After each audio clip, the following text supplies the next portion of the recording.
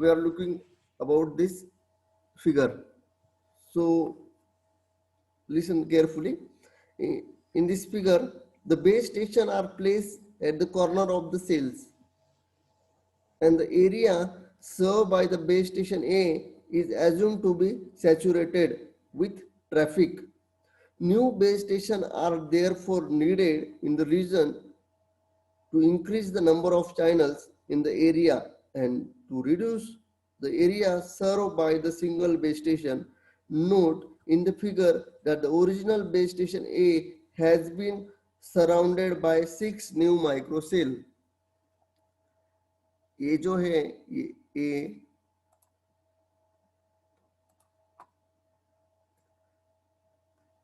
in figure, note in the figure that the original base station A has been surrounded by 6 new microcell. 1, 2, 3, 4, 5, 6. 6 microcell.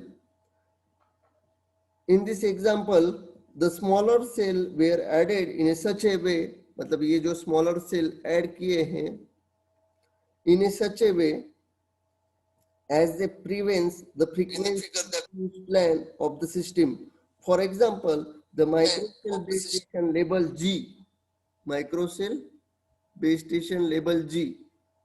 ज्यांनी attendance दिले नाही त्यांनी टाकून द्या, बाकीची अटेंडन्स सेव्ह झालेली आहे इकडे. त्याच्यामुळे ज्यांनी फक्त अटेंडन्स टाकलेली नव्हती त्यांनीच फक्त टाकायची, बाकीच्यांनी गरज नाही. ओके, म्हणजे मी मीटिंग एक्झिट झाल्यानंतर च्या अगोदर ज्यांनी अटेंडन्स टाकली होती त्यांनी टाकू नये, फक्त ज्यांनी नाही होते टाकलेले त्यांनी अटेंडन्स टाकावी. मैं फिर से रिपीट करता हूँ. For example the microcell base station label G was placed halfway between two layers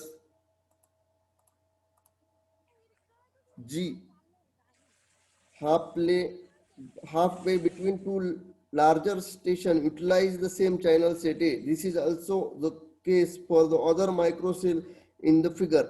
As can we see from this figure, cell splitting merge scale the geometry of the cluster. In this case, the radius of each new microcell is half that the original cell. मतलब इसका half है, मतलब ये जो G है वो half cover करता है, तो सेल का हाफ. तो इस तरह से सेल स्प्लिटिंग होती है. ये ए जो है ये एग्जॉस्टेड हो गया था, तो उसको इसकी सर्विस अच्छी करने के लिए उन्होंने क्या किया, 1, 2, 3, 4, 5, 6 इस डाल दिए और सेल को स्प्लिट कर दिया. तो इस तरह से सेल स्प्लिटिंग. इसके बाद नेक्स्ट जो है, अभी इसका एक प्रैक्टिकल अप्रोच भी बोलता हूँ. इन प्रॅक्टिकल, अरे कोणाचा असेल तर बंद करा हे चालू, काय म्हणता मायक्रो फोन तुमचा जो हे आहे. इन प्रॅक्टिस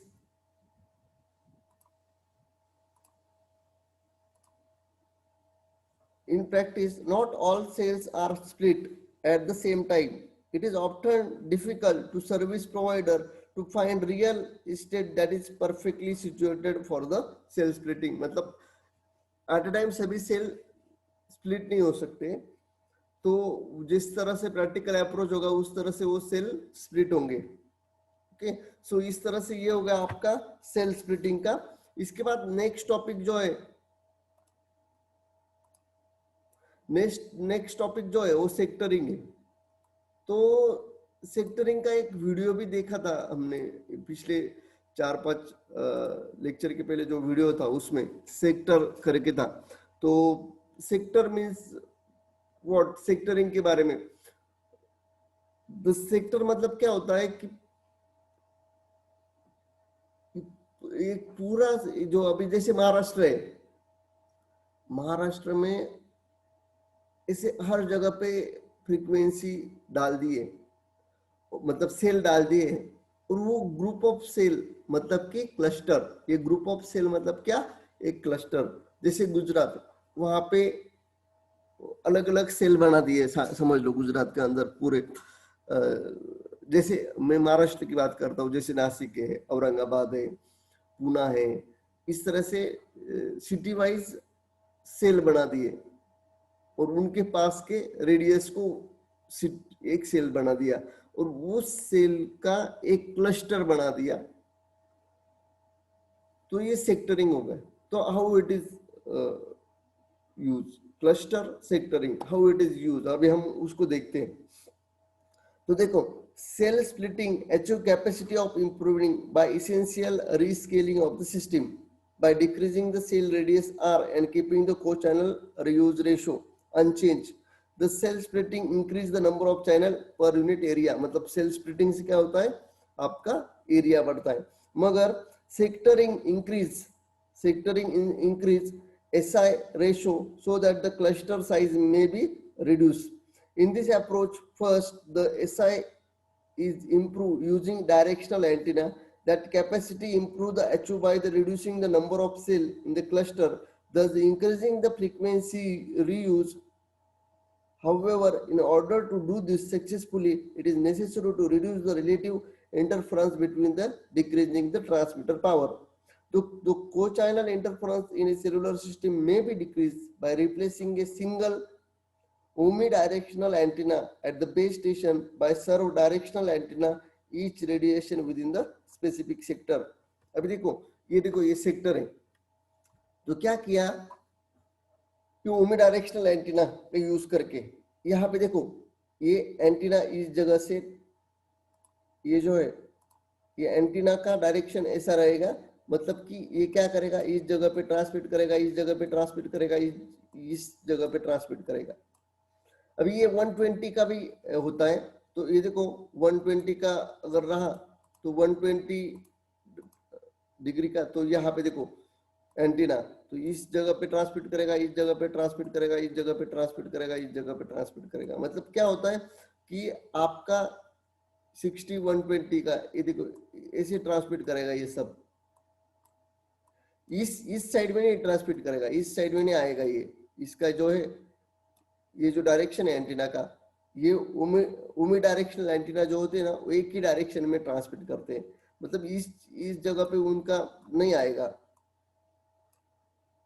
पावर, उनका पावर किस जगह पे जाएगा, इस जगह पे। फिर अगर मुझे इस जगह पे चाहिए तो मैं क्या करूंगा, यहाँ पे फिर से एक ओमी डायरेक्शनल एंटीना लगाऊंगा, ये यहाँ पे ओमी डायरेक्शनल एंटीना, यहाँ पे ओमी डायरेक्शनल एंटीना और यहाँ पे ओमी डायरेक्शनल एंटीना, और फिर यहाँ से मैं क्या करूंगा, ट्रांसमिट करूंगा मेरा पावर इस जगह पे। मतलब क्या होगा, आप एक ही डायरेक्शन में सेंड कर रहे हो। सेक्टरिंग में ये इंपॉर्टेंट है कि एंटीना का इंपॉर्टेंस है। सेल स्प्लिटिंग में क्या होता था, सेल स्प्लिटिंग में सेल को डिवाइड किया जाता था, मतलब सेल में डिवीजन होता था, स्मॉल स्मॉल फ्रीक्वेंसी फिर से अटैच करके, स्मॉल स्मॉल सेल्स फिर से लगा के।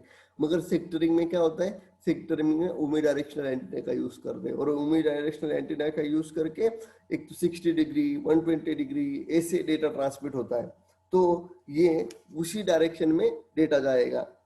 मतलब कि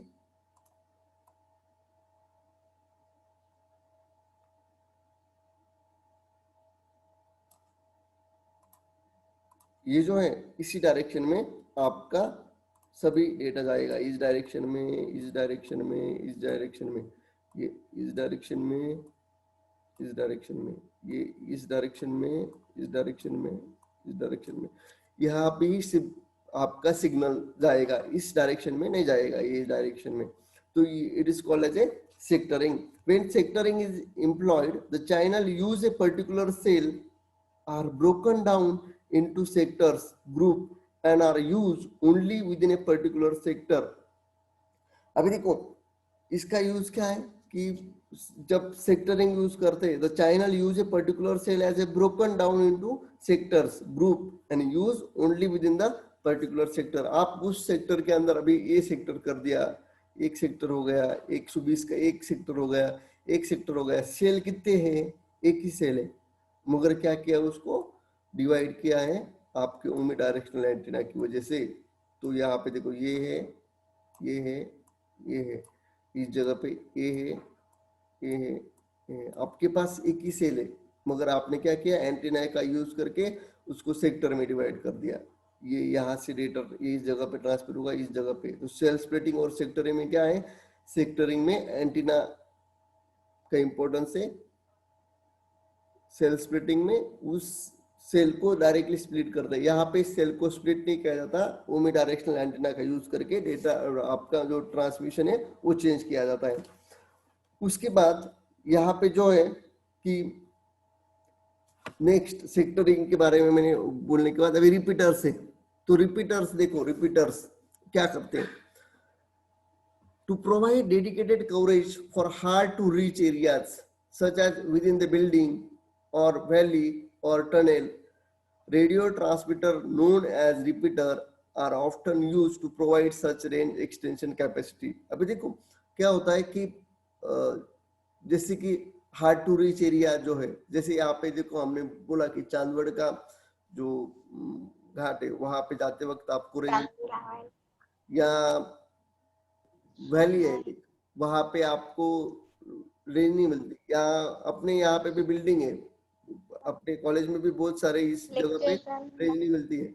तो उसके लिए क्या है कि उसके लिए प्रोवाइड किया है रिपीटर, मतलब जहाँ पे रेंज पहुंच नहीं रही है वहां पे रिपीटर का यूज करके क्या होता है, आपका ट्रांसमीटर पावर बढ़ाया जाता है, ट्रांसमिटिंग पावर इंक्रीज किया जाता है उस जगह का। फिर ट्रांसमीटर पावर इंक्रीज किया मतलब क्या, उस जगह पे आपको क्या मिलेगा, ज्यादा रेंज मिलेगी या वहां तक रेंज पहुंच सकेगी। तो क्या हो गया, आपका कवरेज एरिया ब्रॉड हो गया, मतलब जहां पे कि आप हार्ड टू रीच एरिया है, जहां पे नॉर्मल जो ट्रांसमीटर रिसीवर स्टेशन है उनके नॉर्मल रेंज, मतलब नॉर्मल जो वेव्स है, इलेक्ट्रोमैग्नेटिक वेव्स है, वो नहीं जा पा रही है, तो वहां पे वो रिपीटर्स लगा के वहां पे उनका स्ट्रेंथ बढ़ाया जाता है, और वो स्ट्रेंथ बढ़ने के बाद वो उस जगह पे पहुंच जाते हैं, मतलब वहां पे पहुंचाया जाता है। तो to provide dedicated coverage of hard to reach area such as within a building or in valley or tunnel, radio transmitter known as repeaters are often used to provide such range extension activity। So ये जो है, इसके बाद एक micro cell zone concept है। अरे कोणाचा जरी हे चालू आहे, बंद करता का कोणीतरी, रोहिणीचं चालू असेल माझ्या मते, तर बघा ते बंद करा तो घरातला आवाज। मग काय होतं, हॅलो मीच इकडनं बंद करतो। तुझ्या इच्छा म्हटलं आता आपण रोहिणीला विचारू, करते मग नंतर। बाय रोहिणी, हॅलो रोहिणी का, रोहिणी, हॅलो रोहिणी, रोहिणी शिंदे, हॅलो रोहिणी शिंदे, कोणाबरोबर तरी बोलत होती बघा, ते हे फार भारी असतं, आपण बोलू पण शकतो कोणाबरोबर फोनवर।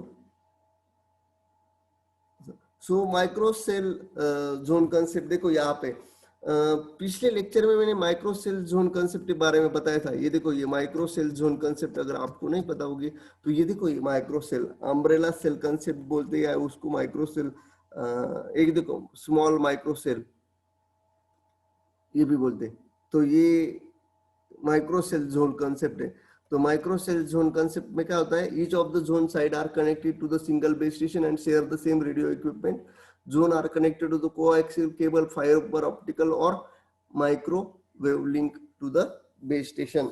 ये माइक्रो सेल जोन कंसेप्ट है।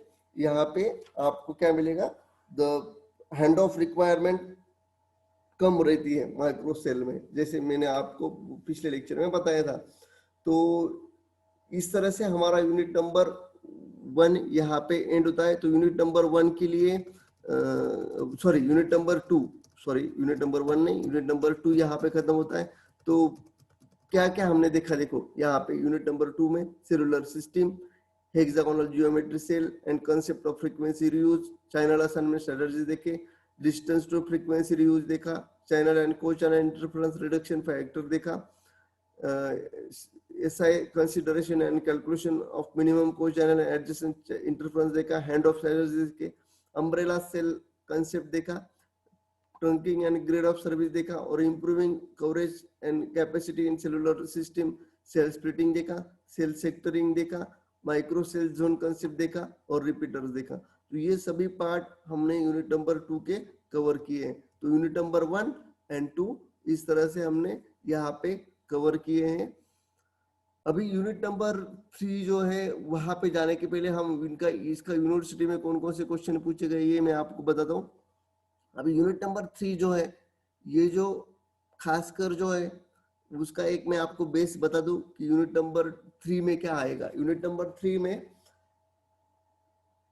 जो वेव ट्रांसमिट होती है तो क्या है, किस तरह से वेव ट्रांसमिट होती है, उसके बारे में सभी इंफॉर्मेशन है। अभी यूनिट नंबर 3 को भी आपको रिलैक्स माइंड से ही सुनना है, देखना है यहाँ पे, और सिर्फ एक दिमाग में रखना है कि आप क्या सुन रहे हो, कि किस तरह से वेव्स ट्रांसमिट होती है, किस टाइप का इंजीनियर का कैलकुलेशन होता है वो वेव ट्रांसमिशन करते वक्त, एंटीना किस तरह से लगाया जाता है, उसके कौन कौन से पैरामीटर होते हैं, वो हम यूनिट नंबर 3 में देखने वाले हैं। तो अभी लेस देन 1 मिनट्स बाकी है, तो मैं मेरा यहाँ पे स्टॉप करता हूँ लेक्चर। सो यूनिट नंबर 3 जो है वो मैं फिर से बोल रहा हूँ किसके बारे में, कि वेव्स ट्रांसमिशन के बारे में और एंटीना के बारे में है।